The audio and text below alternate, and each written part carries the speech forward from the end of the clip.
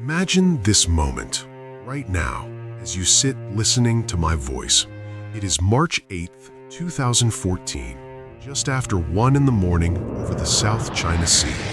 Boeing 777-200ER, Malaysian Airlines Flight MH370, is cruising smoothly at 35,000 feet, carrying 227 passengers and 12 crew members on what should have been a routine overnight flight from Kuala Lumpur to Beijing.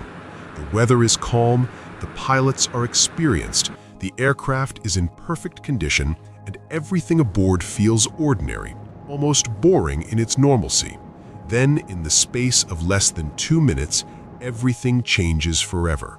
The plane's transponder, the electronic heartbeat that tells air traffic control exactly where it is and who it is deliberately switched off. The last words from the cockpit are calm, almost casual. "Good night, Malaysian 370. After that, there is only silence. No distress call, no explosion, no sudden mayday, no bright flare lighting up the night sky that anyone on the ground or in the air could see.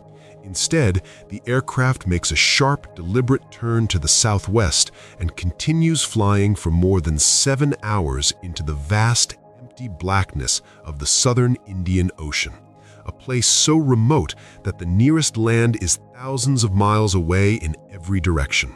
A massive commercial airliner full of 239 human lives simply disappears into the night as if it had never existed.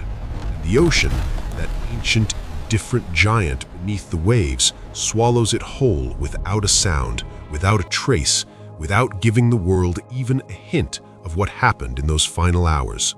12 long years since that night, the world has refused to accept silence. Governments, scientists, private companies, and grieving families have poured hundreds of millions of dollars into the largest search effort in aviation history. Satellites have scanned the surface from space. Ships have dragged sophisticated underwater drones equipped with the most advanced sonar and cameras ever built. Autonomous vehicles have crawled across thousands of square kilometers of sea floor. Drift waddles have been run and rerun with supercomputers. Every possible scrap of data from every possible satellite ping has been analyzed again and again. The ocean has given us almost nothing in return. A few pieces of confirmed debris washed up on distant beaches years later. A wing flap here, a landing gear door there, some seat cushions, and a few fragments of the interior. That is all. The main wreckage, the black boxes that hold the final answers, the truth about what happened in those last silent hours, everything that truly matters remains hidden somewhere in the deep, guarded by the sea as if it were the most precious secret on the planet. This is not just another missing plane story that time will eventually solve. This is the ocean reminding us, in the most painful and personal way possible, that it is still far bigger, far deeper, far more powerful, and far more patient than anything humanity has ever created or ever will create. It is the ocean showing us that no matter how advanced our technology becomes, no matter how many satellites we launch or how many drones we send down, when something falls into the true deep, the rules we live by on land simply stop applying. Let us descend together into the mystery, the way the plane itself descended, slowly, deliberately, and with a growing sense of dread. Picture the cockpit, those final hours after the transponder went. The aircraft is no longer following its planned route to Beijing. It has turned back over the Malay Peninsula and is now heading southwest, straight into one of the most remote and empty stretches of ocean on Earth. The pilots are no longer speaking to anyone on the ground. The plane is flying on autopilot, a ghost in the sky, carrying 239 souls into the darkness. Below them lies the southern Indian Ocean, a black, silent, crushing expanse that covers more than 40 million square kilometers and plunges to depths where sunlight has never reached. Scientists estimate that more than 80% of the ocean floor remains unmapped in high resolution. We have better maps of the surface of Mars and the far side of the Moon than we do of the bottom of our own planet's oceans. And MH370 is somewhere down there, lost in a realm where the pressure is so immense that a human body would be compressed almost instantly, where the darkness is absolute, and where the seafloor is not a flat, sandy plain, but a violent landscape of underwater mountains, deep canyons, volcanic ridges, and thick layers of sediment that can swallow entire aircraft like quicksand. The currents in that region are powerful and unpredictable, constantly rearranging anything that sinks. The water is so cold and so dense that sound and light behave strangely, bending and distorting in ways that make detection almost impossible. Once the plane hit the water after running out of fuel, the ocean took complete control. There was likely no massive fireball visible from space, no dramatic explosion that anyone could see, just a high-speed impact, the fuselage breaking apart on contact with the waves, seats and luggage and bodies scattering across a wide area before most of it sank into the crushing dark. Some debris floated and eventually washed up on distant shores years later, carried by currents we are still only beginning to understand. Most of it simply disappeared beneath the surface, never to be seen again. The search that followed was unprecedented in scale and desperation. Australia took the lead, joined by Malaysia, China, the United States, and eventually private companies willing to risk millions of their own money. Ships towed underwater drones equipped with side-scan sonar and high-resolution cameras across thousands of square kilometers of seafloor. Autonomous underwater vehicles crawled along the bottom like mechanical spiders, mapping every ridge and canyon. Satellites analyzed every possible piece of debris spotted on the surface. Drift models were run and rerun with the most powerful supercomputers available. Every faint electronic handshake the plane had sent after the transponder was switched off was studied again and again by Inmarsat engineers. The calculated impact zone was narrowed, but even the most precise calculations left an area the size of a small country. The water depth in that region averages between 4,000 and 6,000 meters. In places, it plunges even deeper. At 6,000 meters, the pressure is approximately 600 times greater than at the surface. Imagine a submarine the size of a bus being slowly crushed like an empty soda can. Now imagine trying to find the scattered pieces of a passenger jet in that environment. The seafloor is not smooth mud. It is rugged and complex, full of underwater volcanoes, fault lines, sediment drifts, and deep holes where wreckage could be buried under meters of silt in just a few years. Sonar works, but it is not perfect. Small pieces of debris can hide in the shadows of underwater cliffs. Strong currents can move things after they sink. Even when we find a piece of debris on a beach and confirm it came from MH370, the drift models only give us a general direction, not the exact impact point. The ocean is not a static crime scene that stays still for investigators. It is a living, breathing, moving system that rearranges evidence every single day, every single hour, every single minute.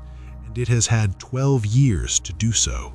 This is what makes the mysteries so psychologically heavy, so difficult to accept, and so impossible to forget. We are not searching for a needle in a haystack. We are searching for scattered pieces of a jet in a constantly moving, crushing, lightless environment the size of a country, where the forces at work are so immense that they can bury evidence forever. The psychological weight falls hardest on the families. 239 families still live with the agony of not knowing if their loved ones suffered in those final moments, not knowing where they rest, not knowing if the plane broke apart in the air or on impact. The uncertainty is its own kind of torture, a wound that never closes because the ocean refuses to provide closure. Every time a new search is announced, hope rises like a faint light in the darkness. Every time the search ends without answers, that hope is crushed again, and the families are left staring at the same empty sea that took their loved ones. This is the same feeling many of us get when we truly think about the deep ocean. We like to believe we are in control of our world. We have satellites that can track every flight in real time. We have technology that can see the other side of the planet. We have mapped the skies and the stars.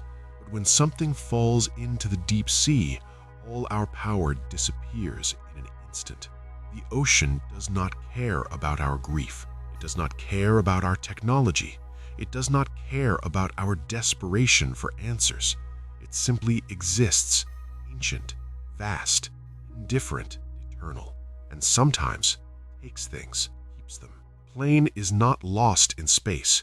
It is lost in our own backyard, a place we call Earth's ocean, and the ocean is winning, quietly, patiently, without any need for drama or spectacle. What makes MH370 so disturbing is how quiet the final moments must have been. No dramatic mayday call that the world could hear.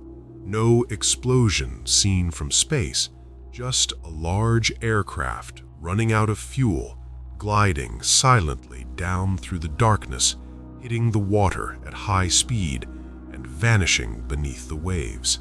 Impact would have been violent, the fuselage breaking apart, seats and luggage and bodies scattering across a wide area before most of it sank into the crushing dark. The ocean is so immense that no one heard it, no one saw it. The sea simply closed over the wound and kept it secret. Scientists have run hundreds of simulations. They have studied currents, winds, debris drift patterns. They have used the best underwater gliders and autonomous vehicles. They have analyzed every possible satellite ping and flight path, and still, the plane remains hidden. Some experts believe the wreckage lies in a deep underwater canyon or buried under thick layers of sediment. Others think it is in an area so rugged that sonar cannot see it clearly. A few suggest it could be inside one of the many underwater caves or lava tubes that exist in volcanic regions of the seafloor. The ocean has thousands of perfect hiding places, and we have only searched a tiny fraction of them. This is not a failure of technology alone. This is the ocean showing us its true scale. We have mapped the surface of Mars and the Moon in far greater detail than most of the ocean floor on our own planet. MH370 is a painful, personal reminder of how little we actually know about the world we live on. The plane is still down there somewhere, waiting in the dark, guarded by pressures and currents and depths that make human technology feel almost childish. And the ocean is patient, does not rush, it simply waits. In that waiting, it hides things better than any criminal ever could. 12 years later, the search continues in smaller, more targeted ways. Private companies are still looking.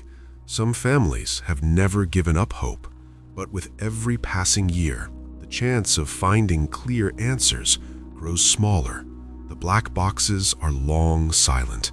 The debris field, if it still exists intact, is slowly being covered by sediment. The ocean is patient. It does not owe us closure. It never has.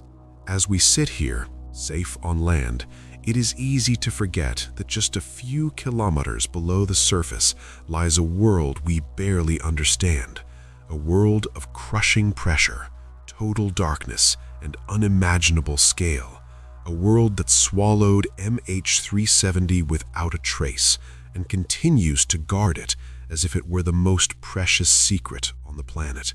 This is why the mystery feels so heavy. It is not only about 239 people, it is about all of us. It is about how small we really are when we face the true power of the ocean. The ocean is not cruel. It is simply indifferent. It does not hate us. It does not love us. It simply exists, ancient, powerful, and eternal. And sometimes it takes things and it keeps them. So the next time you look at the sea, remember this: beneath that calm surface lies a realm where planes disappear, where answers sink and never rise again, where the rules we live by on land mean nothing. MH370 is still down there somewhere, waiting in the dark, just like so many other secrets the ocean holds.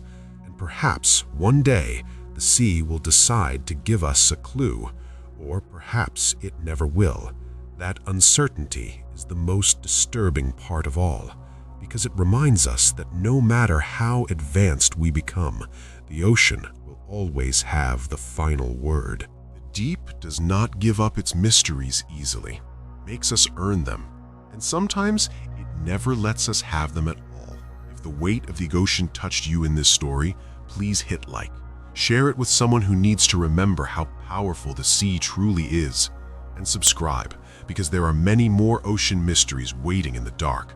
Next one might be even deeper. Till then, stay curious. Never forget, the ocean is always watching. It never forgets.